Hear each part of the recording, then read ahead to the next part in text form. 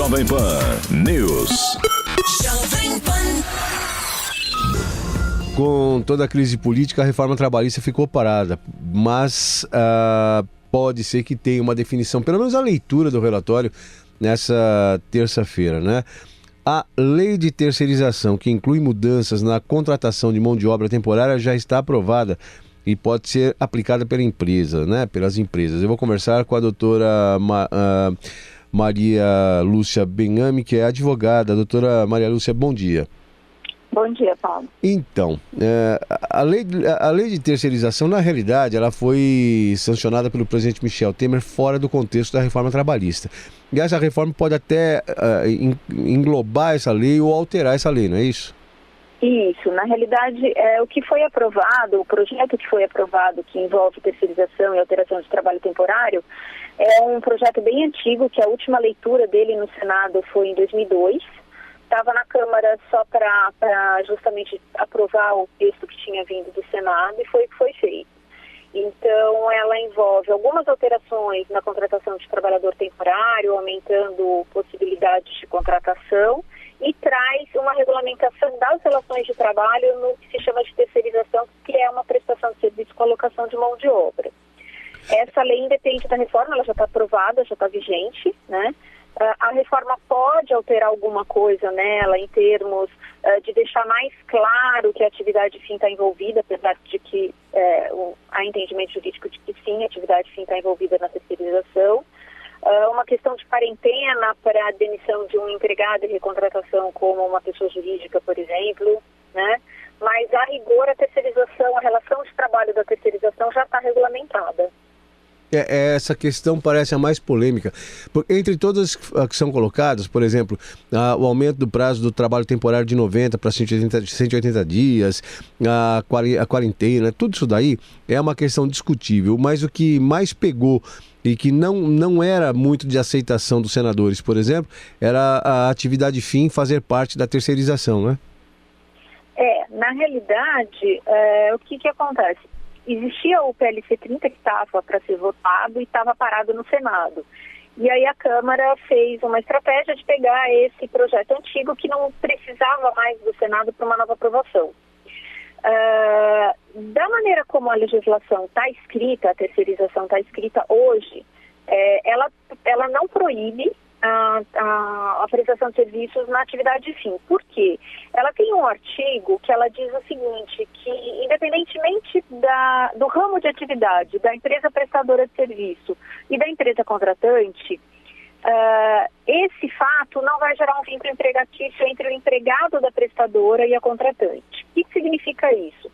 Ainda que eu tenha o mesmo ramo de atividade, ou seja, ainda que eu tenha o mesmo objetivo social ou o que se costuma chamar de atividade fim, que é um tema muito controverso, mas enfim, vamos lá, só isso não vai gerar vínculo empregatício entre o empregado da prestadora e a contratante, né? Significa que vai existir fraude? Não, porque o que define uma relação empregatícia é o artigo 3º da CLT, não é a atividade da empresa, né? O tribunal ele tinha uma presunção de falsidade da terceirização com a súmula 331 ao Tratado da Atividade Fim, que essa presunção hoje caiu. Então, para eu provar que existe uma fraude, de que aquele trabalhador é um empregado da contratante e não da empregadora direto, o que eu tenho que fazer? Eu tenho que analisar os elementos caracterizadores da relação empregatícia. Então, quem controla aquele trabalhador? Quem manda nele? Quem coordena o trabalho dele? Quem mandar, quem tiver a subordinação jurídica desse trabalhador é que vai ser o empregador dele, né? Então, isso não houve nenhuma precarização na nova lei da terceirização, a CLT não foi alterada nesse item, não foi alterada no artigo 9º, que estabelece que qualquer subterfúgio para fraudar a aplicação da CLT vai ser nula. Então, hoje, do jeito que está, a legislação, ela permite uma atividade fim, né? O que se chama de atividade fim, que também é um tema controverso, o que é uma atividade fim, quem que delimita, né? Normalmente quem delimita a atividade fim é a própria empresa, não o tribunal. Mas vai se continuar protegendo o trabalhador que tiver numa situação de fraude, porque a CLT não foi alterada nesse item. De maneira geral, a terceirização, houve muita crítica dos sindicatos, como está havendo crítica na reforma trabalhista, mas estou querendo abordar com a senhora só a terceirização, deixando a reforma um pouquinho de lado, que a gente não sabe o que vem por aí ainda. Mas enfim, mas em relação à terceirização, o trabalhador sai prejudicado ou não?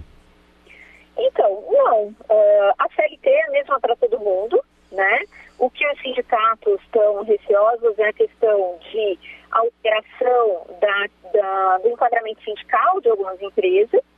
Eu acredito que isso não vai acontecer de uma maneira generalizada, porque como a lei fala que a terceirização é a prestação de serviços determinados e específicos, o contrato da prestação de serviço vai ter que ter esse estabelecimento, né, do que é o serviço real que vai ser prestado, com os seus detalhes, e a empresa, aí você vai ter o que na relação contratual? Você vai ter a legislação civil, quer dizer, o que é uma parte capaz de fazer aquele contrato. E a empresa que for fazer aquele serviço, ela tem que ter como escopo social dela, como uma expertise técnica dela, prestar aquele serviço. Então, se eu tenho alguém prestando um serviço de manutenção de máquinas, por exemplo, e ele entrar numa esfera de ser do Sindicato dos Metalúrgicos, porque a empresa que vai prestar esse serviço é uma empresa metalúrgica, ele vai estar inserido nisso, ou ele vai estar inserido no Sindicato dos Técnicos, né? Então, o enquadramento sindical, ele vai ser feito na atividade preponderante da empresa empregadora, ou nas categorias diferenciadas, que são os técnicos, enfim, secretárias, motoristas, esse tipo de coisa, né? O que vai acontecer? Pode acontecer uma migração. Uma empresa metalúrgica que tenha um serviço de informática interno, em que aí todos são metalúrgicos, essa empresa vai terminar com esse departamento interno e vai contratar uma empresa especializada na área de TI. E aí os empregados dessa empresa de TI que vão prestar serviços vão estar ligados ao sindicato da tecnologia da informação. Então, o que vai acontecer, pode acontecer, é uma movimentação desses empregados de um sindicato para o outro. Mas, assim, nenhum direito vai ser tirado, porque a CLT continua a mesma. E aí vai caber aos sindicatos fazerem as negociações sindicais e alterarem o que eles entenderem correto ou está alterando ou está inserindo de direitos, né? Pois não, doutora Maria Lúcia Benhame, que é advogada e consultora jurídica, muito obrigado pela sua participação na Rede Jovem Pan News. Um bom dia. Obrigada, bom dia para você e para os seus ouvintes. Bom dia.